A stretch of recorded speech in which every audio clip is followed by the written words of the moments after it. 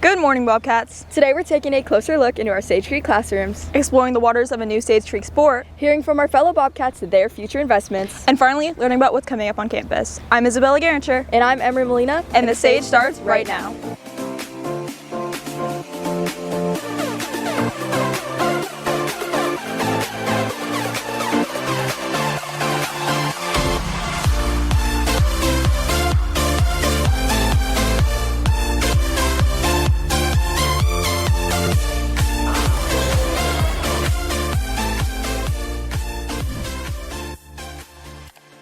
Emry, have you been in Miss Johnson's room recently? Yeah, I have. Why? Well, Sage Creek Biomed has just received some fun new equipment. Is that what that weird table in the corner of the classroom is? We'll see. Let's take a closer look with Luke and Wes. Sage Creek's Biomed pathway has taken a major step forward with the arrival of the Anatomage table, a full-scale 3D anatomy system used in top medical programs. It gives students access to advanced training not typically found in high schools. The Anatomage table is basically, it looks like a giant iPad, sort of in the shape of an operating table.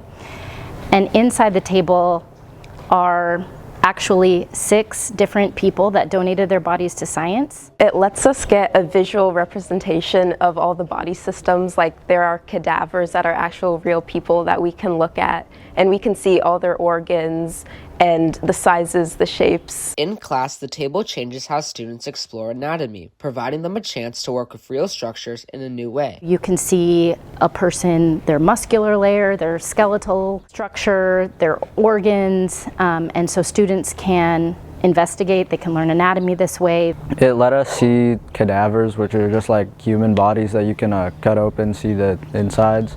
And it's really educational because kind of shows us like why they died and like the state of their body at death. The Anatomage table is already changing the way students learn, allowing them to explore real anatomy in a way that feels more hands-on and engaging.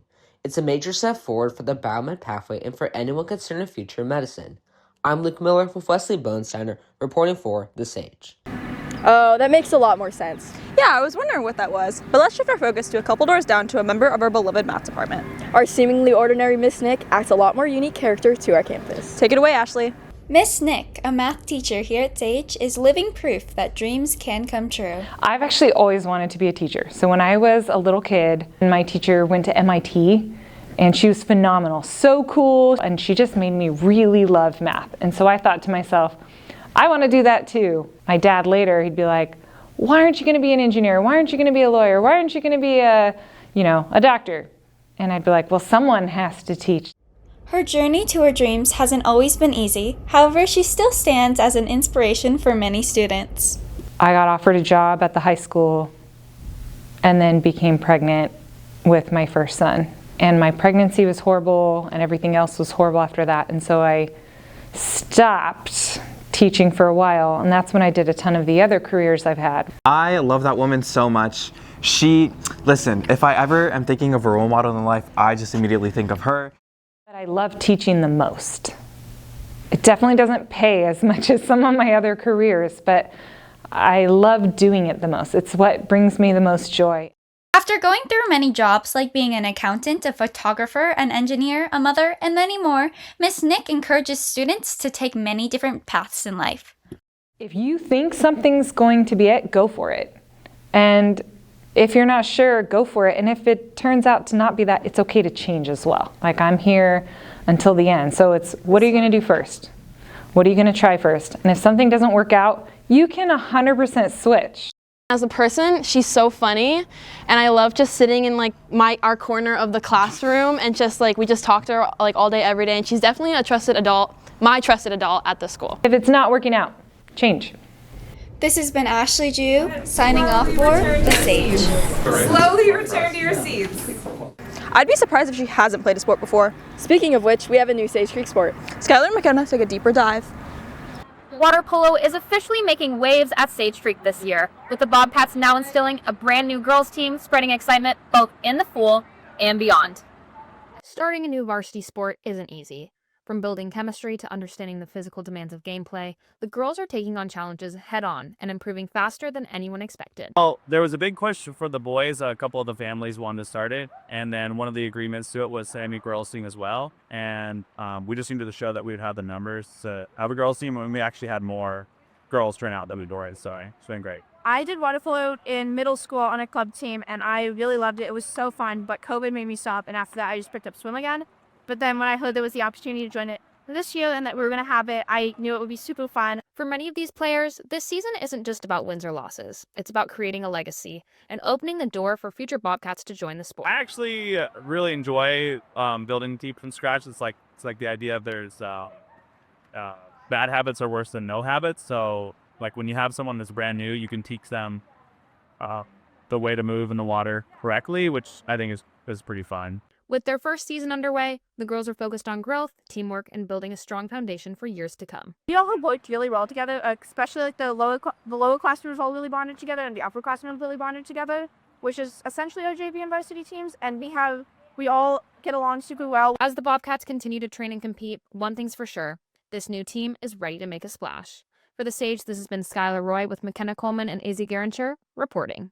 Sports like that are a lot of work, and the training must be really expensive. I wish I had like $1 million in my pocket right now. Don't we all? What would you spend it on? I don't know. Let's get some ideas from our fellow Bobcats. What's up, Bobcats? I'm Nixon, and today I'm asking you guys, if you guys won $1 million, what would you buy? I'm here with Ethan Cho. And if you won $1 million, what's the first thing you would buy? I'd probably buy like 500,000 hot dogs. Oh, I like that. Give me nuts. I'm here with Olivia. And if you won $1 million, what's the first thing you'd buy? A motorcycle. I like that. Nuts. Probably save it and like use it for college. I like that. Nuts. If you won $1 million, what's the first thing you'd buy? I'd buy some more apple slices because I'd run out. I would use all the money to buy more money.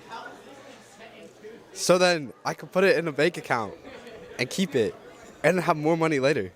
Oh, I like that. Give me nuts. And if you guys won $1 million, what's the first thing you would buy? I would invest it into a company and then double my funds by 3 times, and then I would have $300 million. I'd probably get a car. I like that. Nuts. I'm here with Jet. And if you won $1 million, what's the first thing you'd buy? Probably a cheeseburger with some ranch. Can you, yeah. I'm here with Andrea, Brianna, Avery, Sarah. And if you guys won $1 million, what's the first thing you'd buy? I would buy Chipotle, like the company. I would just buy Chipotle, I don't want the company. I would buy a beach house. I would get a car. Those are some amazing answers, Bobcats. I'm Nixon Ebete with camera operator Leonardo Powers reporting. Okay, I would totally buy a whole new wardrobe or maybe a car. Yeah, I get my license in like 2 months. Well, I'll make sure I'm not on the roads in February. But let's focus on more current events with Emmet. Thanks, girls. Let's jump right in. December 9th and 16th from 4 to 5 p.m., Bobcat ambassadors will be giving student tours. There are also tours at the same time on January 6th and 13th. December 17th from 2:40 to 3:40, head over to the library for part 2 of the financial literacy course. Scan this QR code to register. December 10th at 2:40 in room 2307, join your fellow Bobcats for a holiday-themed cooking class. Scan this QR code to register. And a friendly reminder that the Rush Coffee truck will be in front of the school every Tuesday. Now for some sports. Varsity boys soccer has a home game at 6:30 today against El Capitan. Boys basketball Frost, JV, and varsity play in the gym today at 4, 5:30, and 7 against Santa Fe Christian. On Friday, girls basketball has a home game. JV plays at 5:30 and varsity plays at 7. Show up and show out, Bobcats. Now back to Izzy and Emry. Thanks, Emmet. Before we go, don't forget to sign up for Shadowcats to any sophomores or upperclassmen interested. Dance is also hosting their showcase Emerge December 4th and 5th. That's it for this show, Bobcats. Make sure to check out thesagenews.com for other articles and media. And follow our social medias at The Sage News Publication. And we'll see you next time on The Sage.